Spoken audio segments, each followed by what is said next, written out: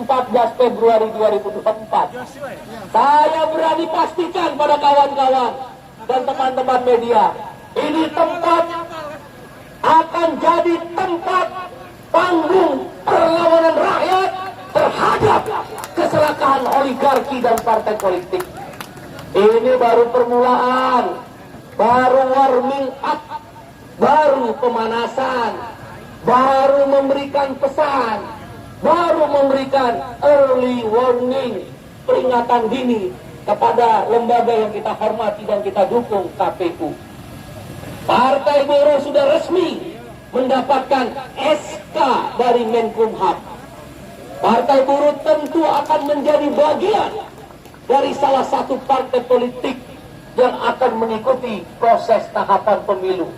Kau persaksikanlah dengan takdir Allah. Andaikan Allah takdirkan, andaikan Tuhan kehendaki, andaikan Tuhan memberkati kita, Sang Hyang Widi memberi kesempatan pada Partai Buruh lolos verifikasi KPU. Kau persaksikan, negeri ini akan kita rubah total football.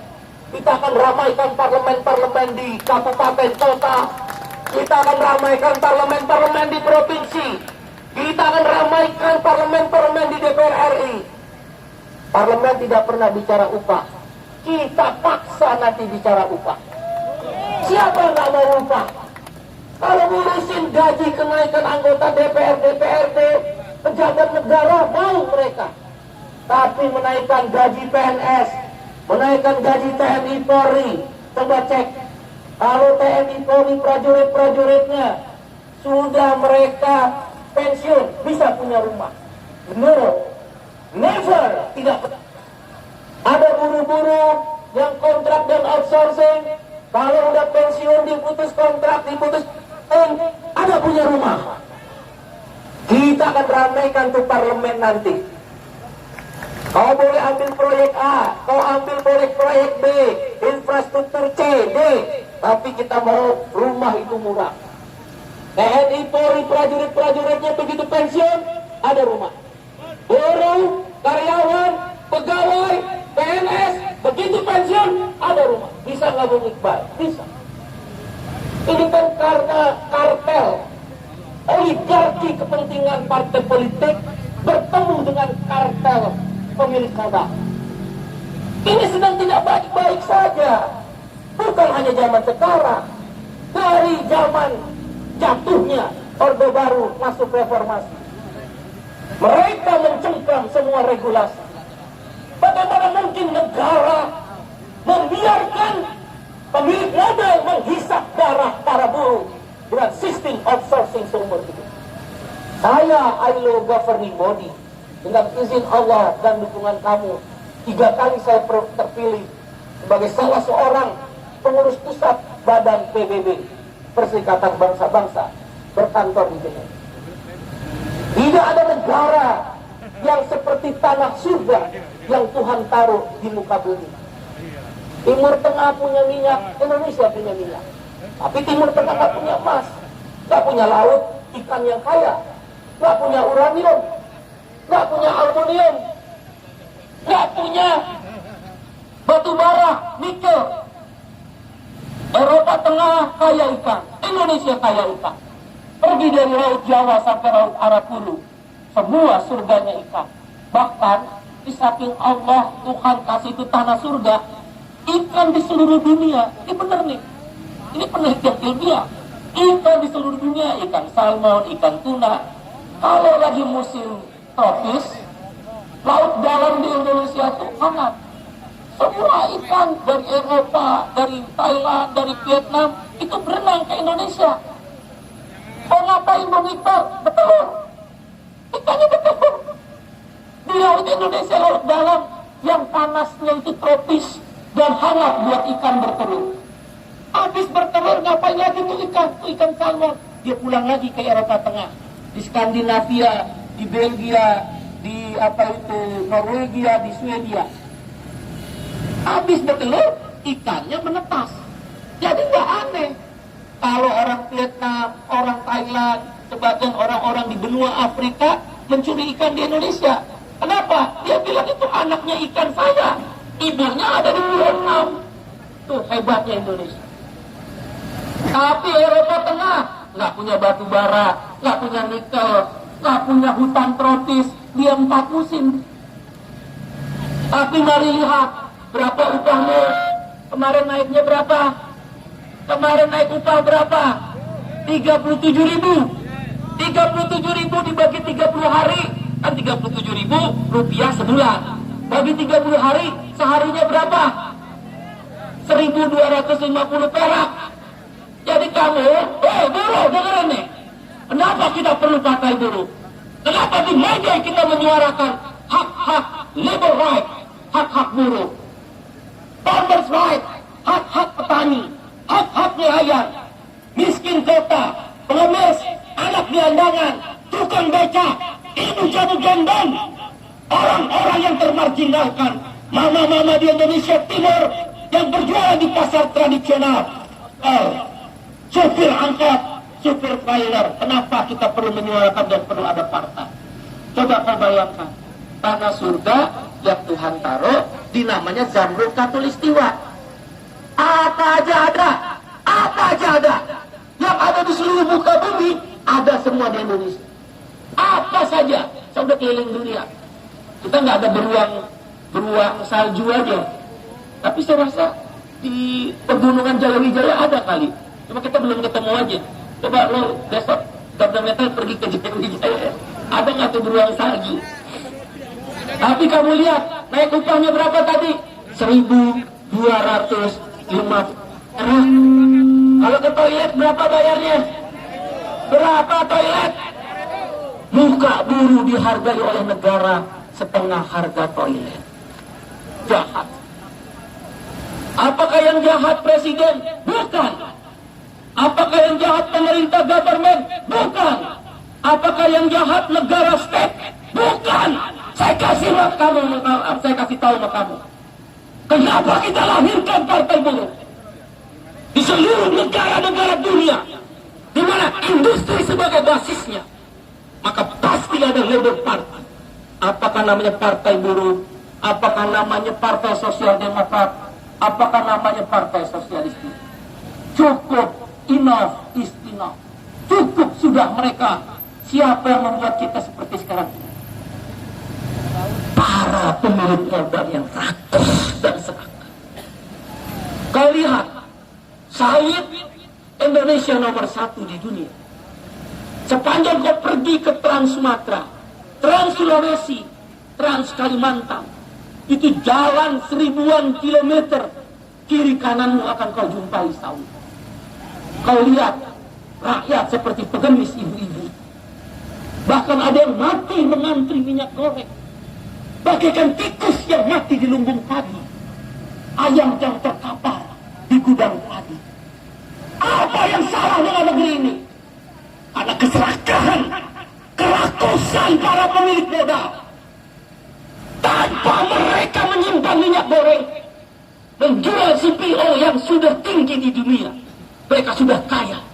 Tapi karena rakus, gigi, serakah, dia gunakan partai-partai politik untuk melindungi mereka. Kau lihat siapa yang ditangkap mafia minyak goreng? Pejabat setingkat dirjen. Dirjen itu adalah pangkat tertinggi seorang birokrat pemerintah. Dia telah disumpah seperti sumpah prajurit TNI dan Polri tentang Sabta Marga. Kesetiaannya adalah pada negara, bukan pada oligarki pemilik. Kau tahu daging mahal kenapa? Karena importir itu membeli di New Zealand, di Australia, pada daging cuma 30.000, 40.000 sekilo. Mereka rakus dan serakah. Mereka sokok pejabat-pejabat negara. Mereka gunakan partai politik untuk melindungi keserakahan kerakusan. Enough is enough. Cukup. Biarlah KPU pada hari ini menjadi saksi kita. Kalau berani-berani mereka, dulu nggak ada partai buruh. Jika ada satu pun yang bisa membubarkan partai politik. Kalau kita berkuasa, andaikan Allah izinkan, hanya masalah waktu. Di seluruh dunia, 3 kali pemilu, partai buruh atau sosial demokrat atau sosialis kiri di Amerika Latin pasti dia berkuasa. Jangan coba-coba untuk merampas hak-hak kelas pekerja. Tidak akan pernah lagi kita jumpai nanti haram hukumnya orang kelaparan di negeri yang kaya. Nanti yang ahli bawah jihad, tanah tongkat batu, bahkan akan tumbuh-tumbuhan apa saja. Kau pijak bumi Kalimantan, di setiap pijakannya ada batu bara, emas hitam yang bisa dieksploitasi hingga 1000 tahun. Tapi karena keserakahan oligarki, kau bayangkan satu pengusaha bisa punya lahan 3 juta hektar. 3 juta hektar itu berapa meter persegi, Mujimin? Matematika lo berapa? Nyontek lagi, udah 5 nyontek. Apalagi kagak nyontek. Bercanda, Mujimin. 3 juta hektar itu artinya kali 10.000 meter persegi. Berarti berapa? 30 miliar meter persegi. Jahanam nggak ini negeri? Jahanam nggak ini oligarki? Dia punya konsesi 30 miliar meter persegi. Rumah buruh berapa, Dang? Rata-rata, Dang? 60 meter persegi lah ya. 60 meter persegi. 30 miliar meter persegi di rumah-rumah prajurit TNI yang udah pensiun-pensiun di Citayam, di Cileput, di Sidoarjo, di Ngoro, di Bantar Gebang. Saya udah datang ke rumah-rumah buruh dan prajurit TNI Polri itu. Betapa jahatnya oligarki pemilik modal yang serakah dan rakus. Dan mereka menggunakan partai. Memang partai itu dia akan poles pro rakyat. Apa yang pro rakyat? Apakah mereka pernah mengantri membeli minyak goreng? Mereka bisa dapatkan minyak goreng yang berkualitas tinggi. Apakah mereka pernah mengantri ketika harga BBM naik dan susah mencari premium? Mereka pernah merasakan itu. Bahkan kakinya aja nggak pernah nginjek ubin mata tanah.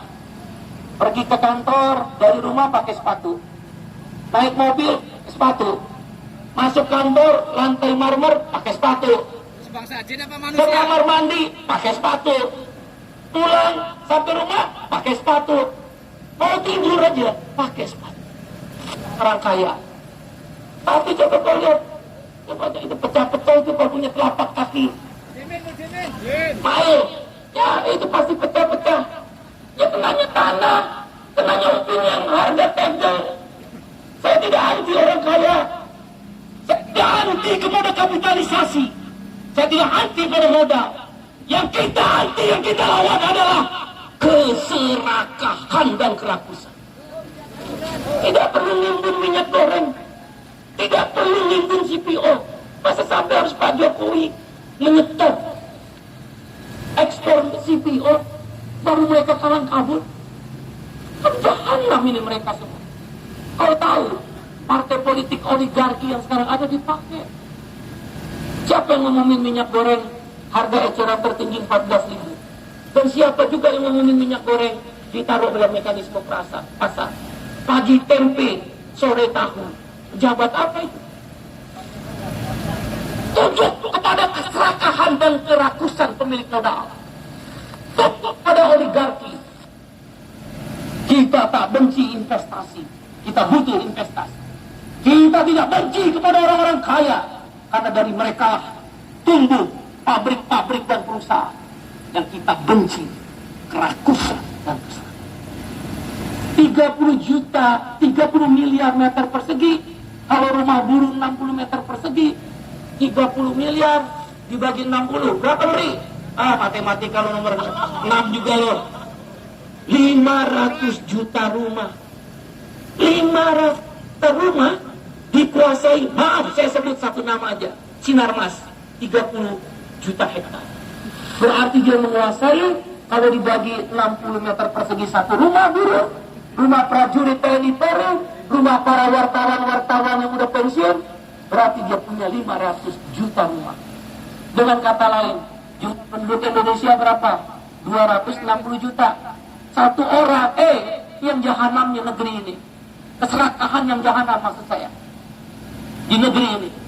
Bayangin satu orang, berarti kalau dikonversikan satu rumah adalah 60 meter persegi, begitu anak buruh lahir, anak orang Indonesia, punya 2 rumah. 30 miliar bagi 60 meter persegi adalah 500 juta rumah. Dibagi 260 juta penduduk. Jadi yang masih bayi, begitu anaknya rastra, punya 2 rumah. Bikin anak yang banyak aja. 3 kali 2, 6 rumah. Itu jahatnya. Mereka kasih remah-remah ke kita. Ecek-ecek. BLT. Apa artinya kan Pak Jokowi sebagai presiden? Kita sangat prihatin dan dipermalukan begitu. Bayangkan seorang presiden karena cintanya pada rakyat, beliau keluarkan satu kebijakan BLT 100.000 rupiah untuk minyak goreng. Ditampar muka presiden, tusuk dari belakang oleh oligarki yang serakah, dirjennya pelaku daripada penimbunan minyak goreng. Itu jahatnya keserakahan oligarki. Kalau Allah takdirkan partai buruh menang, Allah kasih kesempatan tuh berkehendak partai ini lolos di dalam verifikasi KPU dan parliamentary threshold. Amin. Amin. Berjuang. Kita pastikan, kita habisin itu oligarki. Partai buruh adalah antitesis terhadap para pembela yang serakah dan rakus. Kau persaksikan, andaikan partai ini menang 2 pemilu lagi, rumah prajurit TNI harganya adalah 30% dari harga sekarang. Tanpa DP, cicilan sepertiga dari sisa pensiunnya kita suruh bayar. Buruh juga sama. Bisa saudara di Brazil, di Bolivia, negara yang lebih miskin dari kita. Kita pastikan nanti haram hukumnya orang kelaparan di negeri ini. Caranya gimana Bung Iqbal? Gampang. Orang miskin di Indonesia itu 30 juta orang. Orang miskin, abang beca pasti miskin, tukang ojol pakai miskin, nggak usah pakai dicek-cek pakai BLT, itu pasti miskin. Pensiunan pasti miskin. PNS, TNI, Polri, buruh miskin. Mana ada pensiunan yang nggak miskin kecuali dia korupsi.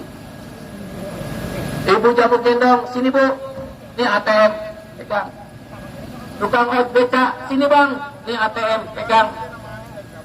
Tiap bulan orang miskin kota UPC gerakin, panggil sini, ini bagiin ATM, kayak bagiin sembako. Ya artinya lu kan pada miskin saat ini saja. Gampang panggil orang miskin, ini ATM, negara transfer 500.000 rupiah, 500.000 rupiah per bulan kali 30 juta orang miskin dan tidak mampu, cuma 15 triliun. Kecil.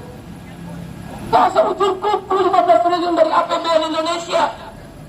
Kaliin 12 bulan, 1 tahun. Kan APBN hitungnya 1 tahun. 15 triliun kali 12. 180 triliun. Korupsi berapa? 300 triliun. Kalau tahu kemarin minyak goreng, pajak yang dihasilkan 6,8 miliar, 7,6 triliun. Itu baru di minyak goreng.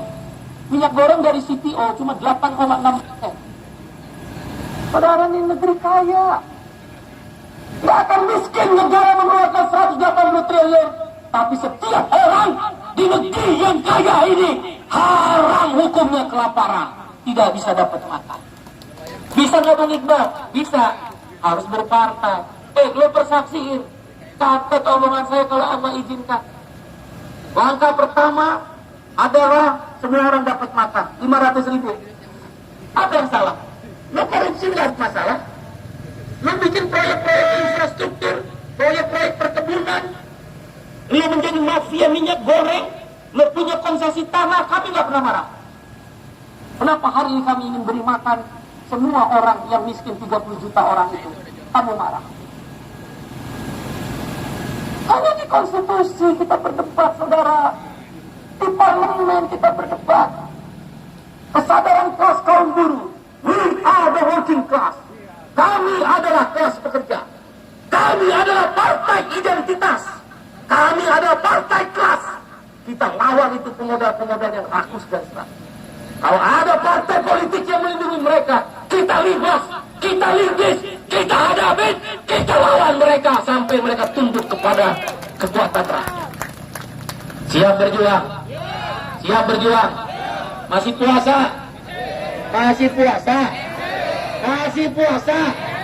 Alhamdulillah. Ayo yang keras, angkat tangannya tinggi-tinggi. Yang tinggi, setinggi-tingginya. Kalau masih puasa, supaya pahalanya makin meningkat.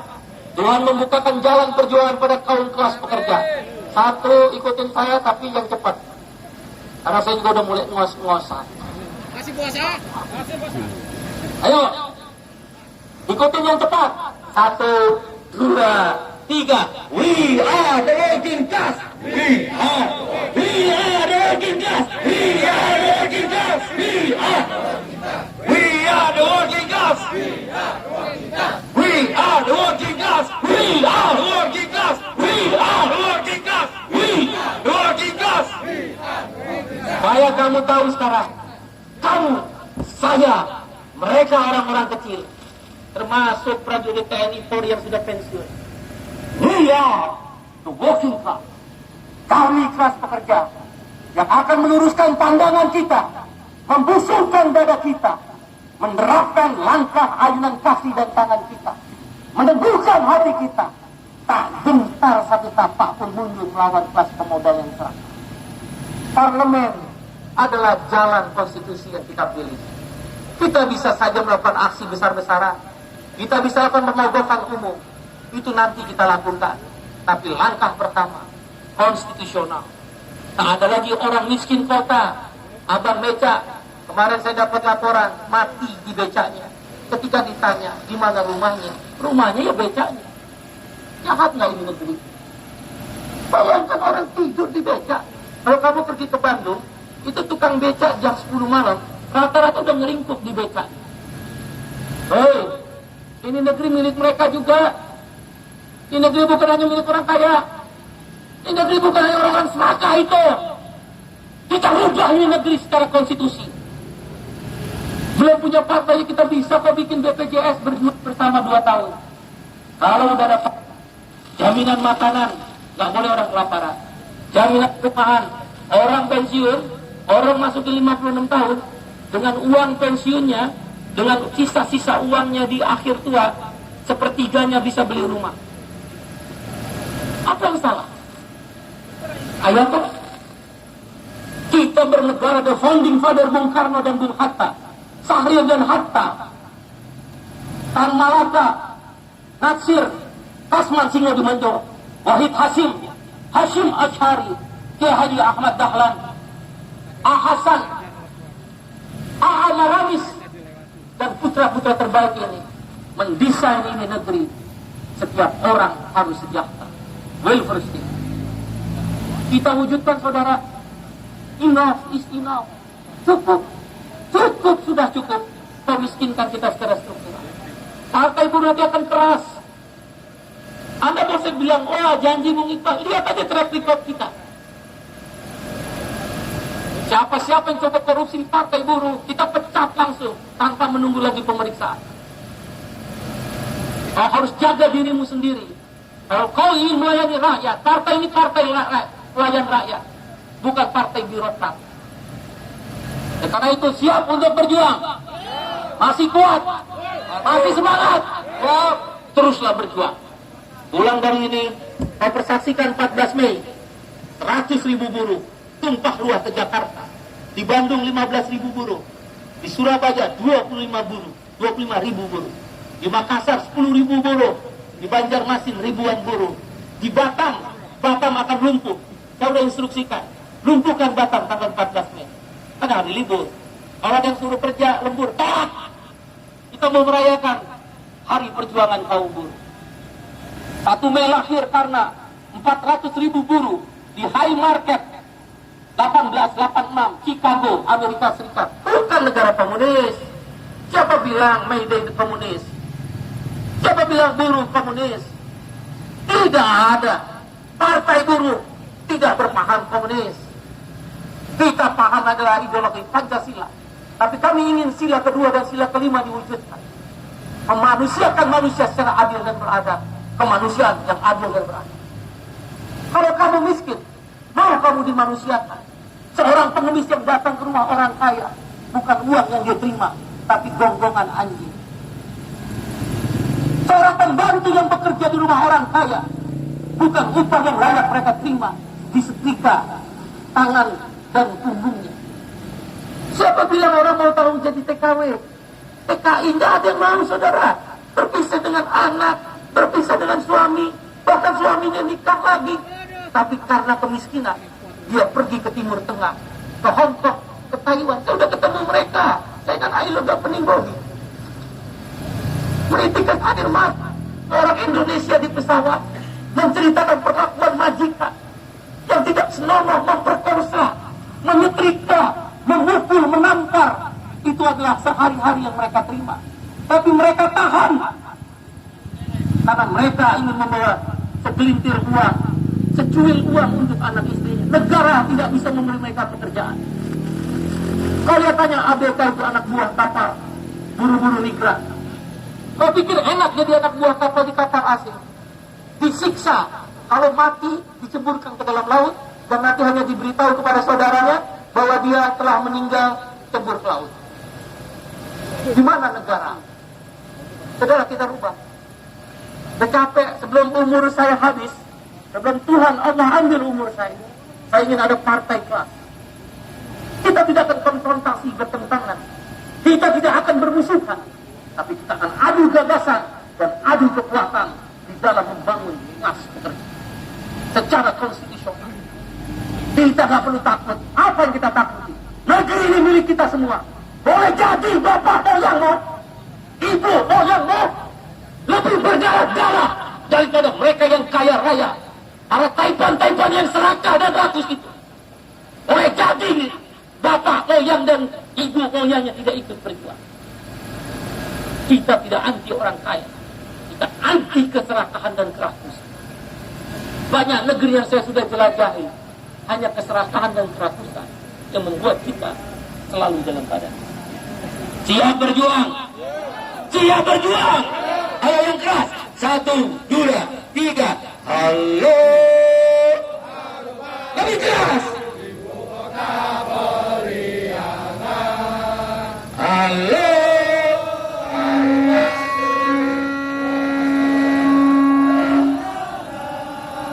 Sudah lama beta tidak berjumpa. Telah menjadi lautan api. Halo. Sekali lagi. Halo. Halo Bandung, ibu kota periangan. Nah, biar nyanyi. Halo. Halo Bandung. Kurang keras.